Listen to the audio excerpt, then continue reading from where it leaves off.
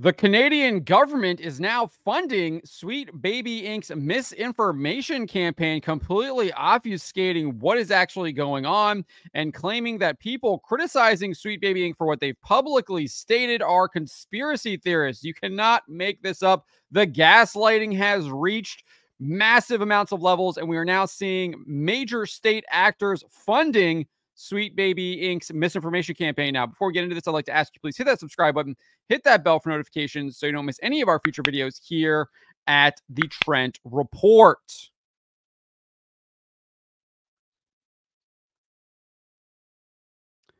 This is over at thatparkplace.com. And the Canadian Broadcasting Company, which is owned by the Canadian government, is funded by Canadian taxpayers, is the latest entity to run misinformation regarding video game consulting company Sweet Baby Inc. Matt Galloway, who hosts a radio segment called The Current with Matt Galloway, he used to be CBC Toronto's Metro morning guy for like a decade. So this guy has been around CBC for a very long time, but he has this program called The Current with Matt Galloway. It is a show that is part of CBCListen, and it ran misinformation about what Sweet Baby Inc. does as a company while refuting a brief snippet of YouTuber Ryan Kinnell accurately portraying what the company does. So let's listen to this brief clip that was shared to X by Lunar Archivist. Let's take a listen here on what Matt Galloway has to say, and you can see the type of misinformation he is spewing. There is a new conspiracy theory gaining ground in the gaming world. It's centered around a Montreal-based video game company called Sweet Baby Inc. And according to believers, including Elon Musk, this small 16-person Canadian company is trying to radically change the video game industry. Here is one of the many men on YouTube speaking out against Sweet Baby, specifically about the new Black Spider-Man character. The controversy started when Sweet Baby Inc. employees, a woke game consulting company whose sole mission is to push the agenda in any games they get their hands on. They're all about diversity and equity and inclusion. They lay that out. They said they want to take over the industry. They hate white, straight, male gamers. In reality, Sweet Baby Inc. is hired by the video game companies to consult on stories and help write diverse characters, including, for example, the Miles Morales character in the most recent Spider-Man game, who is black. So you can clearly see he is disputing what Ryan Kinnell is saying, which is based off of publicly available information that Sweet Baby Inc. CEO Kim Belair has stated, as well as what is on their website. It is not a conspiracy theory. This stuff is all real. Let's get into this here. So Sweet Baby Inc. employees were the ones who launched a harassment campaign. And Galloway, I think, is obviously doesn't even bring this up in that snippet. But if you recall, it was Chris Kindred who attempted to get a Steam curator list created by Cabrutus Rambo shut down. And not only did he try to shut down the Steam curator list, he tried to have Steam steal Cabrutus Rambo's games by shutting down his Steam account. This is what Chris Kindred wrote on X. The Steam curator harassment group Sweet Baby Inc. detected is led by this person, Cabrutus Rambo. He hears them trying to be slick so they don't get reported. Even with the discriminatory language filed off, the group itself still fails the code of conduct. Kindred then added, anyway, report the F out of this group, and then concluded, and report the creator since he loves his account so much. Not only did we see Kindred doing this, but fellow Sweet Baby Inc. employee Maya Kramer, operating the Lego Butts account on X, also called for Cabrutus Rambo and his Steam curator list to be canceled. This is what Kramer wrote. Sorry, no one thing has changed. The number of people who understand that spreading misinformation just lets them be racist in public with no consequences increased dramatically. That has changed. Probably will require some fighting from those with authority. Probably. So you're like, what is this person even talking about here? But obviously wanting someone from authority to step in, well, they're clearly talking about the Sweet Baby Inc. detected list, because this is what Kramer wrote in the next post. For example, Steam doesn't have guidelines for curators, as far as I can tell, that would prevent someone from starting a curation group that focuses on, say, Sweet Baby Inc. and warns people to not buy games they're associated with, which could just list any game at all. But clearly wanting someone with authority to step in, trying to cancel the Steam curator list and Cabrutus Rambo. As far as what Sweet Baby Inc.'s main purpose is, it is to push the woke agenda. This is literally on their website. Here is their About Us section. It reads, founded in 2018, Sweet Baby Inc. is a narrative development and consultation studio based in Montreal and working around the globe. Our mission is to tell better, more empathetic stories while diversifying and enriching the video games industry. We aim to make games more engaging, more fun, more meaningful, and more inclusive for everyone. Furthermore, we have Sweet Baby Inc. CEO Kim Belair making it clear the company is all about pushing wokeness. And she also expressed her disdain for straight white males. She said this during a presentation at the Game Developers Conference back in 2019. She says, we do narrative development in games and kind of beyond, and we try to bring inclusion, diversity, and new ideas to the industry. As for straight white male gamers, she demonized them by comparing them to picky babies and would later claim they are standing in the way of her progress and innovation. This is what she said. I think in our industry and in so many creative industries, if you want to look at film and television and any art form, we start treating our core demographics as a fixed and static value, something that does not want to change and something that is locked in place. So despite the changing face of audiences, despite the changing face of conferences like this one, we still look at our core demographics and say, okay, they're white, cis, hetero males, obviously using the pejoratives there, showing her disdain for white, straight males. And we cater almost exclusively to them. And the problem is that we don't just cater to them like, here's something that we think you'll enjoy. We cater to them like a picky baby. So there you go. She's comparing male gamers, straight white male gamers, to picky babies. And she says, we feed them the same thing that we know that they love, and we keep on feeding it. We're like, here you go. We know you love it. Eat this, eat this, eat this. So then when they get anything else, they react as a picky baby would, which would be like, oh, no, thank you. I do not want this. And we've actually done this so long that what we're doing is creating an entire nation of picky babies, and they make us scared to deviate from what we actually want to do, just in case these picky babies don't want to play our games. She later doubled down on this metaphor, saying, I do like to imagine that when we look at white guys, and there are several of you here, I think when we look at you, we say, okay, you can't possibly enjoy this. But I think they want also, and maybe you want also, to experience new and different stories. I think we need to step out of this rule that like white men can enjoy fantasy worlds, aliens, sci-fi, monsters, anything, so long as it's through a lens that looks exactly like them. Because if that's the kind of person that we're always going to cater to, you're never going to innovate. You're never going to change things. You're going to keep feeding the picky baby. And we cannot continue to try to create art under a system that is going to bar innovation for fear of a picky baby throwing a tantrum. So she's being very clear here that she sees these straight white male gamers as people barring her from innovation. They're standing in her way. They're preventing her from creating art under whatever this, she sees it as the system. And she made that clear a little bit later in the presentation when she said, I don't think it's pie in the sky thinking to go like, hey, maybe we can invite white dudes to play as other people and experience different things through someone else's eyes. And if they don't like it, we have to start thinking we're not losing, they're losing, and we're losing because we're going to let them stand in the way of our progress and our innovation. So she sees straight white males as people standing in the way of her progress and innovation. Clearly disgusting comments from Kim Belair. And completely refutes what Matt Galloway has to say on his radio show. Not only did she demonize straight white male gamers, but she revealed her tactic to change the video game industry was to terrorize game developers with the threat of a social media cancel mob. She said this in that same Game Developers Conference presentation. She said, if you're creative working at AAA, which I did for many years, she worked at Ubisoft, put this stuff up to your higher ups. And if they don't see the value in what you're asking for when you ask for consultants, when you ask for research, go have a coffee with your marketing team and just terrify them with the possibility of what's going to happen if they don't give you what you want. Because that they have to consider, I say that out loud as a joke, but it's actually very, very true. Because if you start to consider the people who are player and audience facing, and you have to deal with mitigating harm and with keeping the sentiment around their game and their project positive, there's like a genuine value that you can impress upon them, both ethically and financially. You could say this is important. Like, so she's clearly saying that if you don't give me what I want, I'm going to unleash a woke cancel mob on your game. Sick and disgusting. And then she explains exactly why she wants that, because she wants to enrich herself through the consulting that she does.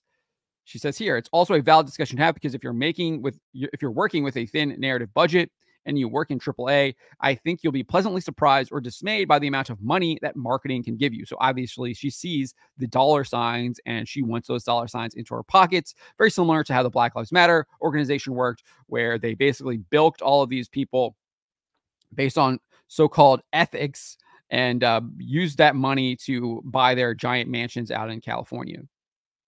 And then she confirms that the entire purpose of her company is to push wokeness. She says, none of what we're doing is about ticking boxes or about a veneer of wokeness. We actually have to care about making this stuff. So if it's not about a veneer of wokeness, it's about wokeness. She's admitting that right there, 2019. And then we have this whole comment here where she admits that her whole idea of diversity and inclusion is literally just racism. And she says here that she did not want a Frenchman included in a game. She'd rather have that Frenchman be turned into a person of color so you can make the game actually diverse, because having a Frenchman isn't diverse enough, in her opinion, probably because of his skin tone. This is what she said. I once worked on a project where they had an all-white cast where they expressed their desire. Okay, we need to mix it up a bit. How about this character's like stereotypically French? So they have a beret and they have like a striped shirt. And I was like, okay, if you need to do that, can we at least make them a person of color? And they said, oh, no, that would be weird. They're already French. So clearly she didn't see it being diverse enough if you have a French character. It has to be a person of color. That's how she views diversity. It's all about skin color for her. And it's probably about sexual identity too, if you really get into it. But because that's what these woke ideologies push. So very clear that she's trying to inject wokeness into a game and trying to convince these game studios to do better. And she even said, or quote unquote, she's trying to convince these game studios to do what she wants them to do. And then she says, so I want to do better than this, because she clearly doesn't see having a Frenchman as being diverse, quote unquote, diverse enough for her. So you really get a really good grasp on how she sees this and how she is clearly an anti-white. And then we have this interview from 2021 with Inclusion FX, where she admits that she wants to take over the gaming industry through diversity and inclusion. She said this while speaking about how she formed Sweet Baby Inc. In 2018, one of my best friends and I, we teamed up and we founded a company. The original desire was just to write together. We wanted to write with the two of us and a friend of ours, and we wanted to write games. But we realized that as a unit, we realized we were capable of doing for others what had not been done to us, which was to support us, empower us, to lift us up, to value our talent, and to help build our skills. And so today, what we do is writing, narrative design, story building, story breaking as our first and foremost. But on a secondary level, we work very hard to get marginalized talent into the industry, to protect them the way that we would want to have been protected, to lift them up, and to get them into an industry where they're too often shut out. And basically, I think to take over in the hopes that some really dope people will be able to lead into a kind of a new era for an industry that's been the same way too long. So she's clearly saying here that she wants to take over the video game industry by pushing her own acolytes that are going to be pushing this woke agenda that she has been pushing for a couple of years now. And obviously it's been over half a decade since that presentation she gave in 2019. So clearly, everything that Ryan Kindle said is true. It's absolutely true. Publicly available on the Sweet Baby Inc. website and confirmed by Sweet Baby Inc. CEO Kim Belair in multiple interviews over the past half decade. So it's not a conspiracy theory. It's literally the truth, and it's well documented. Not only is this stuff well documented, but the claim that Sweet Baby Inc. is the victim of a organized harassment campaign is absolutely false. It is pure projection, because it is Sweet Baby Inc., as we showed with Kim Belair, or with Chris Kindred, with Maya Kramer. They were the ones who tried to cancel Cabrutus Rainbow and his team curator list. And then not only did they try and cancel the team curator list and Cabrutus Rainbow, but Kim Belair tried to do it as well. She just did it in a more sly way, trying to use her allies in the game journalist media, specifically Bryant Francis at Game Developer. This is what Francis wrote. He said, Belair admitted she isn't entirely sure how Valve or Discord should remedy the situation. Valve is the company that runs Steam, and so they're trying to get the Steam curator list shut down, and they obviously created a Discord group as well as an offshoot. So they're trying to get that shut down as well. She and her colleagues at Sweet Baby Inc. aren't experts in online moderation. They're writers. Their job is to create fictional problems in video games, not solve real ones. She urged Valve and Discord to recognize that harassment campaigns are continuously evolving and that communications platforms need to keep pace with how they're being used to spread hate. So clearly wanting them to take action against the Steam curator list and the associated Discord server. And this is what Belair actually informed Francis. She says, it's clear that some kind of evolution is needed because this will only get bigger, and I don't mean for us. If this playbook can work as well now as it did 10 years ago with Gamergate, it's going to keep working in certain ways, and they will find something bigger and worse to do than this. And so then Francis makes it very clear he wants both the Discord and the Steam curator shut down. And I think we can assume that this is also what Kim Belair and Sweet Baby Inc. wanted him to take away from her comments, because this is what he says. The steps both companies have taken to moderate these groups appear to have had some effect, but allowing them to remain online serves the organizers' overarching purpose. So you can't have them remain online because you can't have them recruiting normies, according to Francis, recruiting normies with little knowledge of game development to capitalize on their anger and channel them into directing hate speech towards Sweet Baby Inc. and anyone else pressing for inclusivity in video games and beyond. He then says if these loopholes aren't closed, which means you have to close them, you need to close them, shut them down. Those bad actors, Cabrutus Rainbow, he's calling a bad actor. He's the victim of the actual bad actors, Sweet Baby Inc., Kim Belair, David Bedard, Chris Kindred, Maya Kramer, etc. We'll have learned they can target other developers, and this will be the beginning of another massive hate campaign that will leave our industry and its people worse for wear. You mean what Sweet Baby Inc. has done? We just had a report from Remedy that their revenues are down nearly 25% from last year, and last financial quarter, even after releasing Alan Wake 2, a game that Sweet Baby Inc. consulted on. And you have numerous other video game developers that have been shut down because they have these woke DEI consultants like Sweet Baby Inc. Basically just destroying their games, and no one is actually purchasing them. Obviously, the biggest example is Volition, and you can also point to Suicide Squad Kill the Justice League, which Mark Kern, former World of Warcraft team lead, says probably lost Warner Brothers and Rocksteady over $100 million because of with Sweet Baby Inc.'s involvement. Obviously, there's a lot of other issues aside from Sweet Baby Inc., but they were involved in it as well. One of the larger contributors. And then, remember, it's Kim Belair is saying right here that it's Cabrutus Rambo and the people that have joined his Steam curator list are executing a playbook against her. However, the projection is confirmed again when it's actually Sweet Baby Inc., Kim Belair, her allies in the media like Brian Francis, like Alyssa Mercanti at Kotaku, like Matt Holloway now at the Canadian Broadcasting Corporation. They're the ones who are actually engaging in the playbook, because this is what Mercanti wrote in her article on Kotaku, trying to misconstrue and omit the fact that misconstrue the facts about the cancellation campaign against Cabrutus Rambo. This is what Mercanti wrote. Despite the intensity of the backlash over the past few weeks, it's business as usual for Sweet Baby Inc. The companies they work with haven't been scared off. They've actually offered advice and best practices for how to move forward, practices they have developed after facing harassment of their own, Belair tells me. So it sounds like it's Sweet Baby Inc. that is instituting a playbook. Again, everything that Matt Holloway is claiming is a conspiracy theory is literally documented. It is the truth.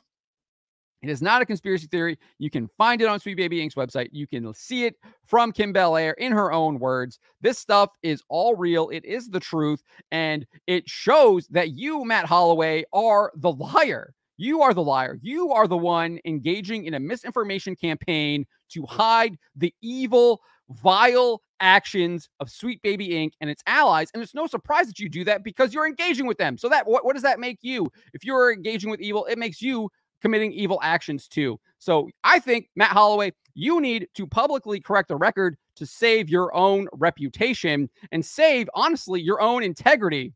Because what you have done now is you have exposed yourself as a spreader of falsehoods. We will continue to expose these people that constantly lie, constantly omit facts, and are trying to spread this information in order to not only protect Sweet Baby Inc., to protect their woke agenda at large, which they are trying to push through using Sweet Baby Inc. But let me know what you guys make of the Canadian Broadcasting Company, which is run by the Canadian government, now spreading misinformation about Sweet Baby Inc. Let me know in the comments below. Remember to always be charitable, but to always speak the truth.